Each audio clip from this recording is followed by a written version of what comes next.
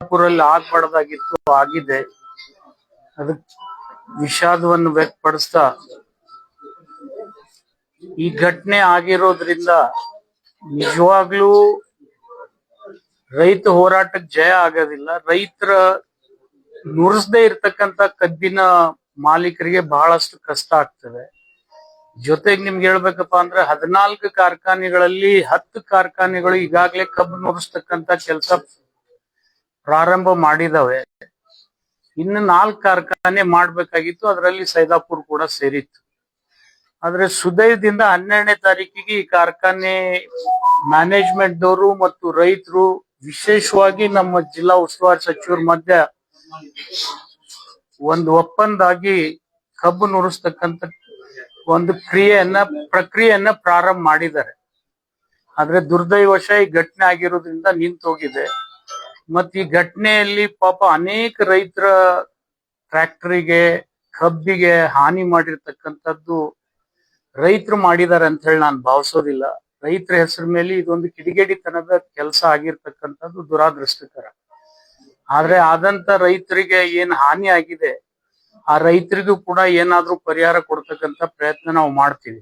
ಆದ್ರೆ ಅದು ಎಷ್ಟು ಏನು ಅನ್ನೋದು ನಿರ್ದಿಷ್ಟವಾಗಿ ಈಗ ಹೇಳಕ್ಕಾಗೋದಿಲ್ಲ.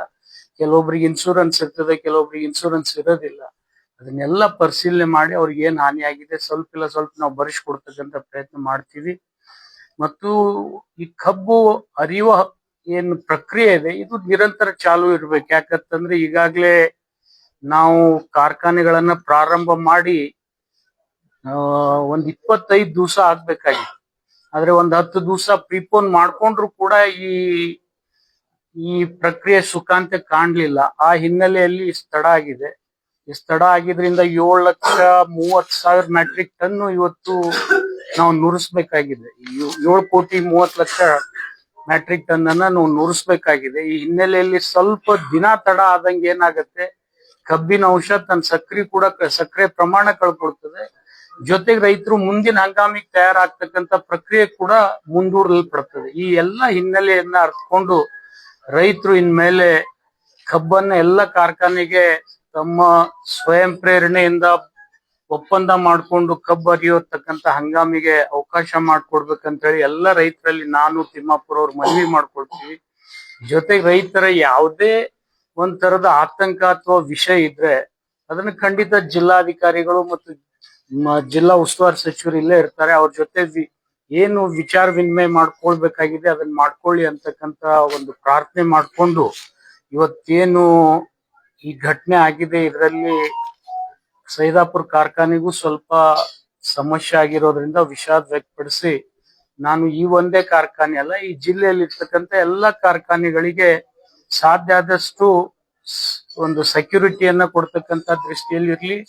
ಮತ್ತು ಈ ಅಹಿತಕರ ಘಟನೆಯಲ್ಲಿ ಯಾರು ಕಿಡಿಗೇಡಿಗಳು ಏನ್ ತಪ್ಪು ಮಾಡಿದ್ದಾರೆ ಅವ್ರ ಮೇಲೆ ಕ್ರಮ ಕೈಗೊಳ್ಳೋದಾಗ್ಲಿ ನಾವು ಯಾವ್ದು ನಿಲ್ಸೋದಿಲ್ಲ. ಯಾಕಂತಂದ್ರೆ ಯಾರು ತಪ್ಪು ಮಾಡಿದ್ರು ಅದು ತಪ್ಪೆ. ನಾನೇ ಮಾಡ್ಲಿ, ಅವರೇ ಮಾಡ್ಲಿ, ರೈತೆ ಮಾಡ್ಲಿ, ಕಾರ್ಖಾನೆ ಮಾಲೀಕನೇ ಮಾಡ್ಲಿ, ಈ ಎಲ್ಲಾ ಹಿನ್ನೆಲೆಗಳನ್ನ ಅರ್ಥಕೊಂಡು ಸರ್ಕಾರ ಒಂದು ತನಿಖೆ ಕೂಡ ಮಾಡ್ತದೆ.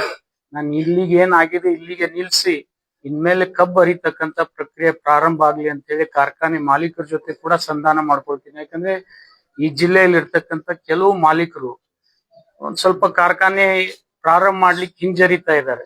ಅವರಲ್ಲಿ ಕೂಡ ನಾನು ನಿವೇದನೆ ಮಾಡ್ತೀನಿ ನಿಮ್ ಮೂಲಕ. ಈ ಪ್ರಕ್ರಿಯೆನ ಚಾಲನೆಯಲ್ಲಿಟ್ಟು ಏನ್ ಮಾತುಕತೆ ಆಗ್ಬೇಕು, ಏನ್ ಅವರಿಗೆ ಹೆಚ್ಚಿನ ಸಹಾಯ ಸಹಕಾರ ಸರ್ಕಾರದಿಂದ ಆಗ್ಬೇಕು ಅದನ್ನೆಲ್ಲ ನಾವು ಕೊಡ್ತೀವಿ. ಈ ಪ್ರಕ್ರಿಯೆ ಪ್ರಾರಂಭ ಮಾಡ್ರಿ ಅಂತ ಹೇಳಿ ಕೇಳ್ತಾ ಇದ್ದೀವಿ. ಸರಿ, ಇದು ಘಟನೆ ಆಗಿರುವಂತದ್ದು ಕೇವಲ ಒಂದು 50 ರೂಪಾಯಿ ವಿಚಾರಕ್ಕೆ. ಯಾಕಂದ್ರೆ ನಿರಂತರವಾಗಿ 3,750 ಕೊಡಿ, ಆಮೇಲೆ ಈ ತರ ಏಕರೂಪದ ಪ್ರಮುಖ ಬೇಡಿಕೆ ಸೃಷ್ಟಿ ಆಗ್ತಿದೆ. 4 ಮೀಟಿಂಗ್ ನಾವು ಮಾಡಿದ್ವಿ. ಒಂದು ಮೀಟಿಂಗ್ ದಲ್ಲಿ ನಮಗೆ 3,500 ಕೊಡ್ಬೇಕು ಅಂತಕ್ಕಂಥ ಬೇಡಿಕೆ ಇತ್ತು. ಹೋರಾಟಗಾರರು ಬಿಟ್ಟು ಹೋದ್ರು. ಆ ನಂತರ ನಾವು ಏನ್ ಹೇಳಿದ್ರು, ರಿಕವರಿ ಮೇಲೆ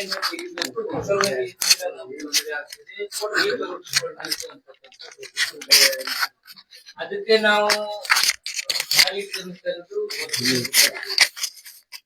ಒಪ್ಪಿಗೆ ಪಡೆದು ಕೊಡ್ತೀವಿ.